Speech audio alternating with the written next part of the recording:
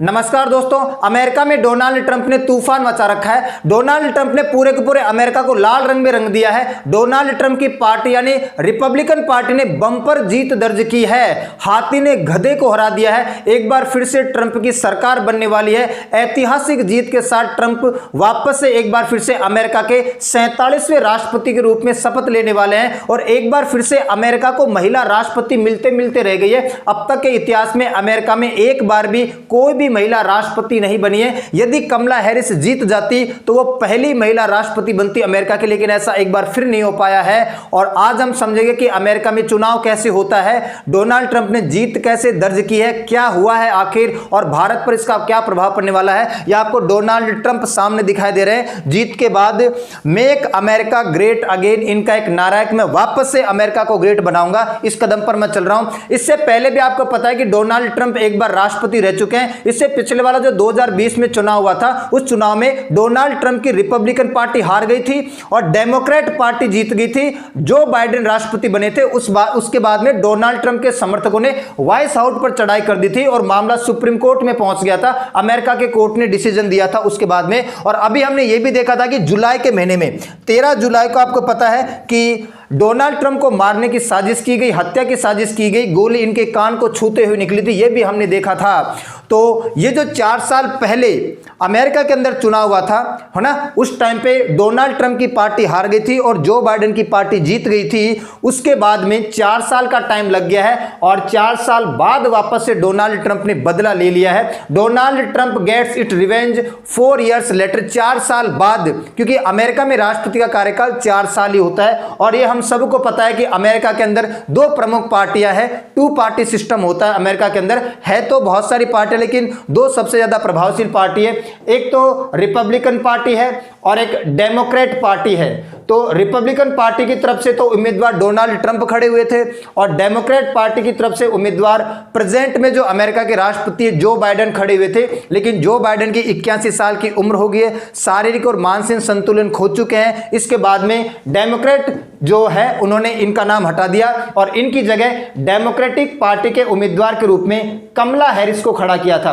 कमला Harris भारतीय मूल की एक महिला है और इस वक्त अमेरिका की वाइस प्रेसिडेंट भी है। इनको उम्मीदवार के तौर पर डेमोक्रेटिक पार्टी ने खड़ा किया था। अब इनकी पार्टी की हार हो चुकी है, मतलब रिपब्लिकन पार्टी को बहुमत मिला है, बड़े पैमाने पर मेजॉरिटी इनके पास आ गई है, तो डोनाल्ड ट्रंप राष्ट्रपति बनेंगे। ये जो डेमोक्रेट पार्टी की उम्मीदवार थी कमला हैरिस, इनकी हार हो चुकी है। अब तक के इतिहास में अमेरिका में कोई भी महिला राष्ट्रपति नहीं बनी है। अगर कमला हैरिस जीत जाती ना तो कमला हैरिस पहली अमेरिका की महिला राष्ट्रपति होती, लेकिन ऐसा फिर से एक बार नहीं हो पाया है। अमेरिका के अंदर 2 बड़ी पार्टियां हैं, एक तो डेमोक्रेटिक पार्टी है जो 1828 में बनी थी और एक रिपब्लिकन पार्टी है यानी डोनाल्ड ट्रंप की पार्टी है जो 1854 में बनी थी। 2 सबसे पुरानी पार्टियां हैं और आपने इसका सिंबल देखा होगा। अभी मैंने बोला था कि हाथी ने गधे को हरा दिया है, ये सिंबल इनको कैसे मिला, मैं आपको थोड़ा सा इतिहास बता देता हूं। ये तो इनकी पार्टियों की फाउंडिंग ईयर है। डेमोक्रेटिक पार्टी 1828 में बनी और रिपब्लिकन पार्टी 1854 में बनी। बात है 1828 की, ठीक है। 1828 में डेमोक्रेटिक पार्टी के एक उम्मीदवार खड़े हुए, एंड्रयू जैक्सन। एंड्रयू जैक्सन इनका नाम था। जो सामने जो कैंडिडेट थे, उम्मीदवार थे, उन्होंने फिर इनको एंड्रयू जैक्सन को बोलना शुरू कर दिया जैक एस। एस का मतलब क्या होता है? गधा होता है, आपको पता है। तो ये जो जॉन एडम्स थे जो कि अपोजिशन पार्टी के उम्मीदवार थे, उन्होंने एंड्रयू जैक्सन को जैक एस बोलना शुरू कर दिया और धीरे धीरे फिर एंड्रयू जैक्सन ने इसको चैलेंज के रूप में स्वीकार कर लिया कि मुझे तुम एस बोल रहे हो, गधा बोल रहे हो, ठीक, हम गधे हैं। वही अरविंद केजरीवाल वाली फीलिंग ले ली, हाँ हम गधे हैं गधे हैं गधे हैं। तो फिर एंड्रयू जैक्सन ने यह कहा कि अपनी पार्टी का सिंबल ही गधा बना दो भाई। तो इस प्रकार इनको गधा साइन मिल गया। और 1860 की बात है, रिपब्लिकन पार्टी के एक जाने माने उम्मीदवार अब्राहम लिंकन काफी प्रभावशाली नेता हुआ करते थे उस टाइम पे। तो उस टाइम पे जो न्यूज़पेपर हुआ करते थे ना, उन न्यूज़पेपर ने अब्राहम लिंकन के लिए हाथी सिंबल का प्रयोग करना शुरू किया। तो ये 1828 में ये जो जैक कहना शुरू किया था इसने, इसको चैलेंज के रूप में जैक्सन ने ले लिया और इन्होंने अपना सिंबल गधा बना लिया। और अब्राहम लिंकन को 1860 में जब अब्राहम लिंकन अमेरिका के राष्ट्रपति का चुनाव लड़ रहे थे तो अखबारों ने इन्हों हाथी से रिप्रेजेंट किया, काफी प्रभावशाली और बड़े नेता थे, तो इनको फिर हाथी का निशान मिल गया। और 1870 के आसपास, 1870 के आसपास जो अमेरिका में कार्टून छपते थे अखबारों के अंदर, उनमें यह देखा जाता था कि डेमोक्रेटिक पार्टी को लोग गधे से दिखाते थे और रिपब्लिकन पार्टी को लोग हाथी से दिखा देते। तो फिर धीरे धीरे धीरे धीरे चीजें चलन में आ गई और अब तक हम यहां तक पहुंच चुके हैं। और अमेरिका के अंदर दो प्रकार के कलर पाए जाते हैं, यहां पर भी आपने कलर ऑब्जर्व किया होगा। डेमोक्रेट अपने आप को ब्लू बोलते हैं और रिपब्लिकन अपने आप को रेड बोलते हैं। इसका क्या मतलब है? ब्लू स्टेट्स का मतलब होता है जिन स्टेट्स के अंदर डेमोक्रेटिक पार्टी की पकड़ है, जिन स्टेट्स में हमेशा लगातार डेमोक्रेटिक पार्टी जीतती आ रही है या जीतती है, जीतने की संभावना रहती है, तो वो स्टेट जहां पर डेमोक्रेटिक पार्टी की जीत देखने को मिलती है, डेमोक्रेटिक पार्टी की जीत होती है, उनको ब्लू स्टेट्स कहा जाता है। और जिन स्टेट्स के अंदर रिपब्लिकन पार्टी जीतती है या जीतती आई है या जीतने की संभावना रहती है, उनको रेड स्टेट से रिप्रेजेंट किया जाता है। और इनके अलावा एक कलर और होता है जिसको कहते हैं पर्पल कलर।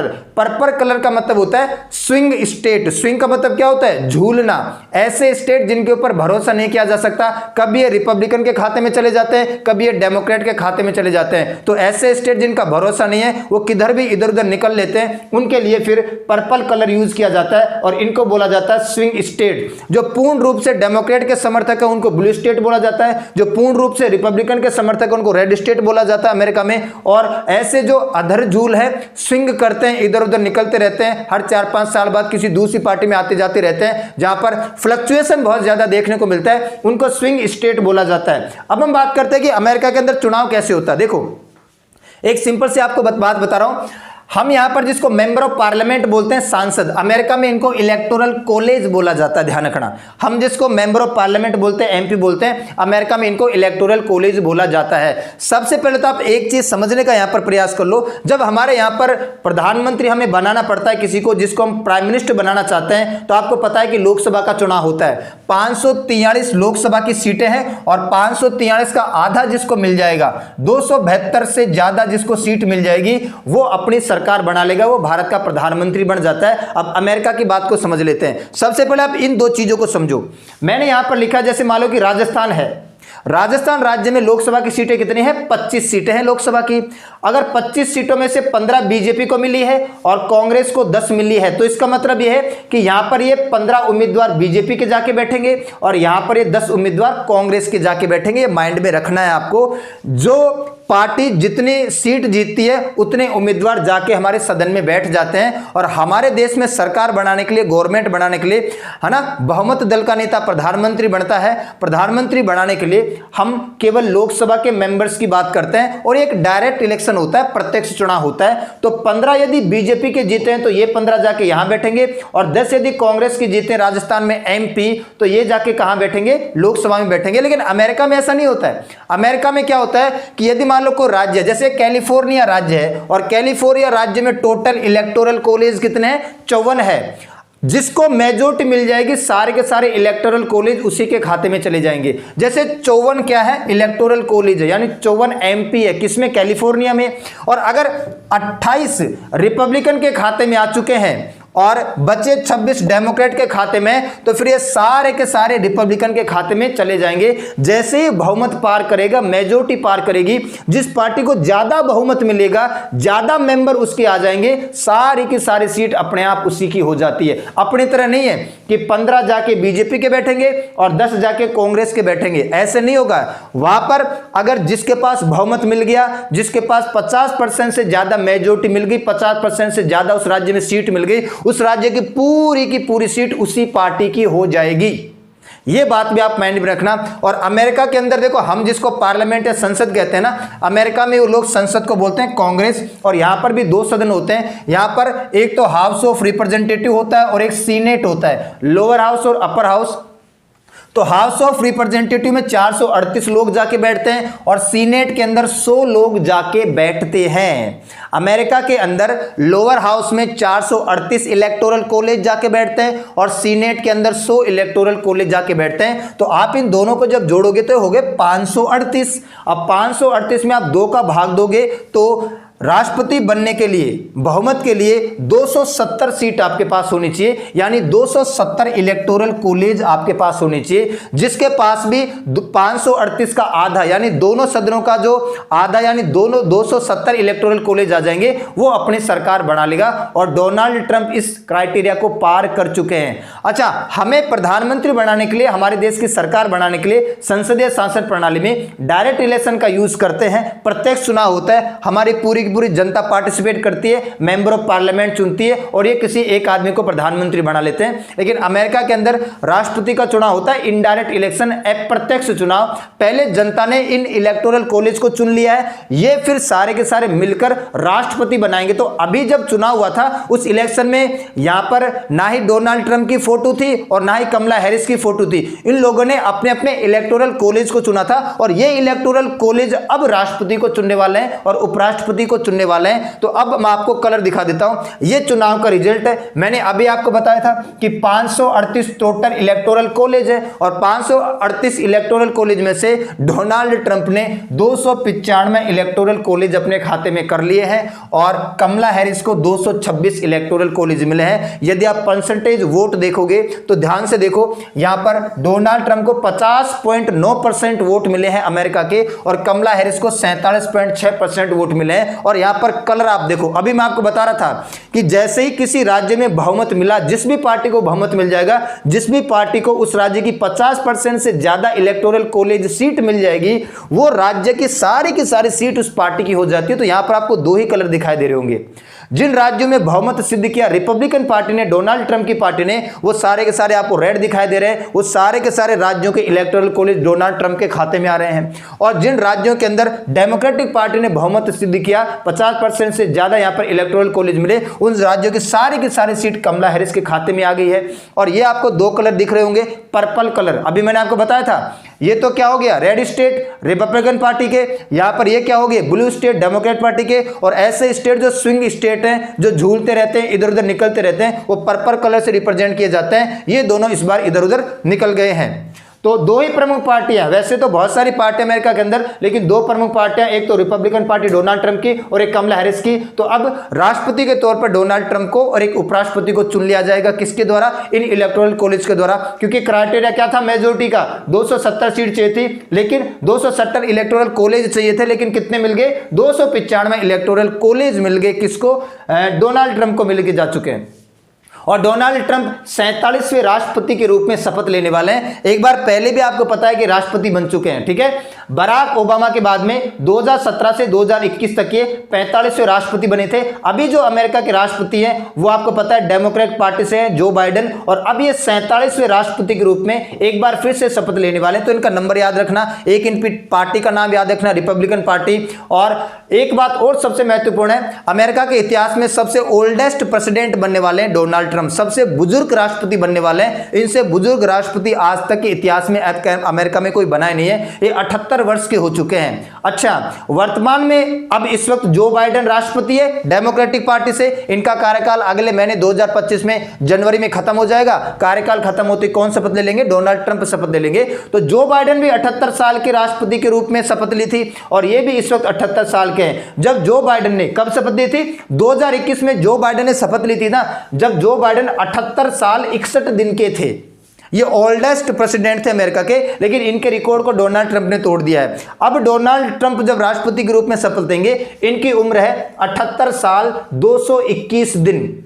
जो बाइडेन की उम्र उस वक्त जब 2021 में राष्ट्रपति के रूप में शपथ ली थी, सबसे ओल्डेस्ट प्रेसिडेंट बने थे, तब इनकी उम्र 78 साल 61 दिन थी। अब इनके रिकॉर्ड को तोड़ चुके हैं। अब ये सबसे ओल्डेस्ट हो गए, सबसे बुजुर्ग राष्ट्रपति के रूप में शपथ लेने वाले हैं। इनकी इस वक्त उम्र है 78 साल 221 दिन। ये भी आपको ध्यान रखना है। और खीर बांटो, जलेबी बांटो, जलेबी बंटवाओ बाजार में, मेरा यार आ रहा है सरकार में। ये एक AI जनरेटेड इमेज है। यहाँ पर आपको डोनाल्ड ट्रंप दिखाई दे रहे हैं। कभी इन्होंने ऐसे कपड़े पहने नहीं, कभी ऐसे मिले नहीं है। और यहाँ पर हमारे प्रधानमंत्री नरेंद्र मोदी दिखाई दे रहे हैं, ठीक है। मेरा यार आ रहा है, जलेबी बंटवाओ भाई। हमारे प्रधानमंत्री, दुनिया के सभी बड़े नेताओं ने, प्रधानमंत्रियों ने, राष्ट्रपतियों ने बड़े पैमाने पर डोनाल्ड ट्रंप को कांग्रेचुलेट किया है, क्योंकि काफी कुछ परिवर्तन देखने को मिलेगा दुनिया में। डोनाल्ड ट्रंप ने जो वादे किए हैं, जो करने वाले हैं लंबे चौड़े, उनके हिसाब से काफी परिवर्तन मिलेगा। उन्होंने, हमारे प्रधानमंत्री ने डोनाल्ड ट्रंप को क्या दी है, बधाई दी है कि बहुत बढ़िया, मेरा यार वापस से लौट के आ रहा है, क्योंकि हमारे फेवर में डोनाल्ड ट्रंप की सरकार बढ़िया रही है। ये जो वर्तमान में जो बाइडेन की सरकार चल रही है ना, ये हमारे फेवर में बढ़िया नहीं है। और पहले स्पीच में, अच्छा एक बात थोड़ा ऑब्जर्व करो, जब जीतने के बाद, इनकी पार्टी की जीत होने के बाद जब डोनाल्ड ट्रंप स्पीच दे रहे थे, ठीक है, तब क्राउड के अंदर मोदी मोदी के नारे लग रहे थे। ये बड़ा स्पष्ट देखने को मिला कि क्राउड में जो लोग हैं वो मोदी मोदी के नारे लगा रहे हैं कि मोदी का दोस्त आ गया, मोदी का दोस्त आ गया, ये भी देखने को मिला। और इन्होंने कहा कि he is a great leader, वहीं पे बोल दिया इन्होंने, God saved my life for a reason, Donald Trump refers to assassination attempt। जब ये विक्ट्री स्पीच दे रहे थे, विजय भाषण दे रहे थे, उस दौरान इन्होंने जिक्र किया कि गॉड ने, भगवान ने मुझे किसी मकसद से बचाया है और मकसद आपके सामने है, वो मुझे राष्ट्रपति बनाना चाहते हैं। तो गॉड ने इनका असैसिनेशन करने की कोशिश की थी। 13 जुलाई को उनकी हत्या करने की साजिश की गई थी, कान को छूकर गोली निकली थी। उनका याद दिला रहे हैं कि गॉड ने मुझे किसी मकसद से बताया है, गॉड ने मेरी लाइफ को किसी मकसद से बचाया है, और वो मकसद क्या है, मुझे अमेरिका का राष्ट्रपति बनाना चाहते हैं और मैं बनने वाला हूं। और पहले भी इस बात का जिक्र कर चुके हैं कि भाई यदि मैं राष्ट्रपति बना तो मैं वॉर रुकवा दूंगा, युद्ध रुकवा दूंगा, रशिया और यूक्रेन का वॉर रुकवा दूंगा, मिडिल ईस्ट का क्राइसिस रुकवा दूंगा, ठीक है। अभी भी इन्होंने विजय स्पीच के अंदर, है ना, जो विक्ट्री भाषण है इनका, इसके अंदर इन्होंने कहा, I will stop war and make America great again. मैं दुनिया के सभी युद्ध को रोकने का प्रयास करूंगा और एक बार फिर से अमेरिका को महान बनाऊंगा, ग्रेट बनाऊंगा। 47वें राष्ट्रपति के रूप में शपथ लेने वाले हैं। अब समझना यह होगा कि ये जीते कैसे, क्या कारण है जीत के। सबसे पहला कारण तो है युद्ध। इन्होंने चुनाव से पहले बोल दिया था कि यदि मैं जीतता हूं, राष्ट्रपति बनता हूं, तो मेरी सरकार आने के बाद कोशिश करेगी कि रशिया और यूक्रेन का युद्ध रुक जाए, मिडिल ईस्ट का क्राइसिस रुक जाए। दूसरा, उन्होंने ध्यान दिया महंगाई। अमेरिका में इस वक्त महंगाई थोड़ी ज्यादा है और थोड़ा क्राइसिस आने की संभावना है। इन्होंने कहा कि मैं महंगाई के ऊपर लगाम लगाऊंगा, महंगाई से आपको निजात दिलाऊंगा। तीसरा, जो अप्रवासी लोग होते हैं ना, जो इलीगल इमिग्रेंट होते हैं, जो दूसरे देशों के लोग गलत तरीके से जाके अमेरिका में रहते हैं, उनको नो एंट्री दूंगा, उनको सबको बाहर निकाल के फेंकूंगा। चौथा, इन्होंने काम किया, जो कलर और कास्ट क्रीड होते हैं, जो अलग देशों के लोग होते हैं, काले, पीले, सफेद, हरे, अलग अलग कलर के लोग आते हैं, उनसे भेदभाव कम करने की बात की इन्होंने कहा कि जो बाइडेन की सरकार है वो सफेद लोगों का ज्यादा फेवर करती है, अदर जो कलर के लोग होते हैं, अदर कास्ट क्रीड के लोग होते हैं, उनका कम फेवर करती है। तो इन्होंने अश्वेत लोगों के ऊपर ध्यान दिया, ये भी एक बड़ी बात है। इन्होंने कहा कानून व्यवस्था को सुधारूंगा। एक राष्ट्रपति के उम्मीदवार के कान को छूकर गोली चली जाती है, उसको मारने की साजिश की जाती है। अमेरिका का लॉ एंड ऑर्डर है कहां, तो मैं अमेरिका का कानून व्यवस्था को सुधारने का प्रयास करूंगा। और एक इनका बेबाक भाषण, जब ये भाषण दे देते, आपको पता है कि अमेरिका में राष्ट्रपति का चुनाव होने से पहले 1 साल पहले सारी कार्रवाई शुरू हो जाती है और प्रेसिडेंशियल डिबेट चलती है। तो डिबेट में, भाषण में इन्होंने जो बाइडेन को पकड़ के जो धोया है, और धोने के बाद जो बाइडेन तो भाषा बाहर हो गए, फिर कमला हैरिस आ गई। कमला हैरिस भी ज्यादा इनके सामने टिकी नहीं है। तो इनका बोलने का तरीका है ना, बेबाक बोलने का तरीका। सातवां, इन्होंने ध्यान दिया धर्म के ऊपर। जब इनके कान को गोली छूकर निकली तो इन्होंने कहा कि धार्मिक चीजों के ऊपर ध्यान दो, भगवान आपके साथ है, भगवान चमत्कार करता है।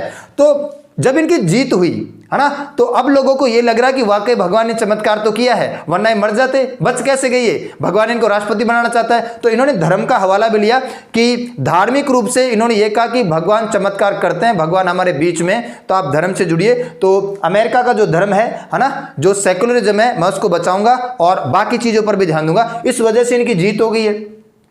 भारत के फेवर में बहुत अच्छे हैं। मैं आपको बता रहा हूं कि जो बाइडेन की वर्तमान गवर्नमेंट है, भारत के फेवर में बिल्कुल भी अच्छी नहीं है। लेकिन जो डोनाल्ड ट्रंप की सरकार, देखो एक घनिष्ठ मित्र है हमारे डोनाल्ड ट्रंप, हमारे प्रधानमंत्री के मित्र हैं। तो ट्रेड बढ़ेगा, व्यापार बढ़ेगा, आतंकवाद के ऊपर रोक लगाई जाएगी, हमारे स्टूडेंट को वीजा मिलेगा, हमारे जो लोग वहां पर जाते हैं उनको वीजा मिलने का प्रयास किया जाएगा, और भारतीय लोगों को जॉब देने की बात की जा रही है। तो सभी लिहाज से भारत को फायदा होने वाला है। ये गवर्नमेंट भारत को फेवर करेगी कहीं ना कहीं। और मैं आपको बता दूं कि जब डोनाल्ड ट्रंप रैलियां कर रहे थे, है ना, पिछले महीने जब डोनाल्ड ट्रंप रैली कर रहे थे, तो इनकी रैली में आपको पता है दुनिया के सबसे रिचेस्ट आदमी पहुंच जाते हैं। इनको आप जानते हैं, इलोन मस्क। ये टेस्ला के मालिक है, ये स्पेस एक्स के मालिक हैं, ये ट्विटर के मालिक हैं, है ना। तो इलोन मस्क दुनिया के सबसे पैसे वाले आदमी हैं और डोनाल्ड ट्रंप की रैली में जाके नाचते हैं। इन्होंने कहा मैं एक डार्क MAGA हूं, मैं एक ऐसा आदमी हूं जो वापस से अमेरिका को ग्रेट बनवाना चाहता है, और यदि हमें अमेरिका को ग्रेट बनाना है तो हमें डोनाल्ड ट्रंप को वापस से जिताना पड़ेगा। अमेरिका का सबसे रिचेस्ट आदमी जाके स्टेज पे डांस कर रहा है जिस व्यक्ति के लिए, वहां पर जाकर उसके साथ में खड़ा होकर ये बोल रहा है कि I am a dark MAGA। यहां पर MAGA का मतलब है कि मेक अमेरिका ग्रेट अगेन। अगर हमें और आपको अमेरिका को ग्रेट बनाना है और डेमोक्रेसी को बचाना है, लोकतंत्र को बचाना है, तो हमें इसको जिताना पड़ेगा, डोनाल्ड ट्रंप को जिताना पड़ेगा, इनकी पार्टी को जिताना पड़ेगा। इसका भी बहुत बड़ा प्रभाव देखने को मिला है। और जीतने के बाद सभी लोगों ने कयास लगाए। जब पुतिन की बात आती है, यानी रूस ने क्या कहा, रूस की क्या प्रतिक्रिया है, रूस ने कहा let's see if Trump victory will help Ukraine war. Trump जीत चुका है और जीतने से पहले ट्रंप ने वादा किया था कि वो युद्ध को रुकवा देगा, वॉर को रुकवा देगा। हम भी चाहेंगे कि ये युद्ध, ये वॉर रुक जाए। हम देखते हैं कि ट्रंप क्या कर सकते हैं, हम ट्रंप की कहां तक सहायता कर सकते हैं। और कुछ लोग तो ये भी कह रहे हैं कि ट्रंप की जीत के पीछे पुतिन का हाथ है, पुतिन की वजह से ट्रंप जीता है। लेकिन पुतिन वहां पर वोट डालने तो नहीं गया है ना। जो डोनाल्ड ट्रंप के भाषण है, जो उनकी भाषा है, जो उनका बोलने का तरीका है, जो एम्बिशन, महत्वाकांक्षाएं लेके आए हैं पूरी दुनिया के लिए, अमेरिका के लिए, उसकी वजह से उनकी जीत हुई है। इनका एक छोटा सा हाथ हो सकता है। लेकिन अमेरिका ने रूस ने अभी तो यह कहा कि देखते हैं कि ट्रंप क्या कर सकते हैं। और यूक्रेन की तरफ से भी हरी झंडी मिल गई है। यूक्रेन ने भी कहा है कि डोनाल्ड ट्रंप ने जो जीत दर्ज की है, बहुत ही बढ़िया जीत दर्ज की है। लेकिन यहां पर यूक्रेन को कहीं ना कहीं थोड़ी सी दिक्कत है। यूक्रेन को यह लगता है कि हो सकता है कि डोनाल्ड ट्रंप है, सटक जाए इसका माथा, तो ये जो सहायता पहुंचा रहे यूक्रेन को अमेरिका, है ना, डिफेंस के आइटम पहुंचा रहा है, बड़ी मिसाइलें पहुंचा रहा है, टैंक पहुंचा रहा है, और भी इक्विपमेंट दे रहा है, बड़ा फंड कर रहा है, ये फंड को खींच ना ले, इस बात की आशंका है। किसको? जेलेंस्की को। लेकिन फिर भी जेलेंस्की यानी यूक्रेन के राष्ट्रपति ने यह कहा कि ये जो जीत दर्ज की है, किसने? डोनाल्ड ट्रंप ने। हम चाहेंगे कि अगर ये युद्ध को रुकवा दे किसी वजह से, तो पूरी की पूरी दुनिया का इसमें भला हो जाएगा। तो देखते हैं ट्रंप क्या कर सकते हैं, क्या नहीं कर सकते हैं, आने के बाद क्या करते हैं। और 20 जनवरी 2025 को डोनाल्ड ट्रंप 47वें राष्ट्रपति के रूप में अमेरिका के राष्ट्रपति बन जाएंगे। तो आज के लिए इतना ही करते हैं, मिलते हैं नेक्स्ट क्लास में। तब तक के लिए सभी को धन्यवाद।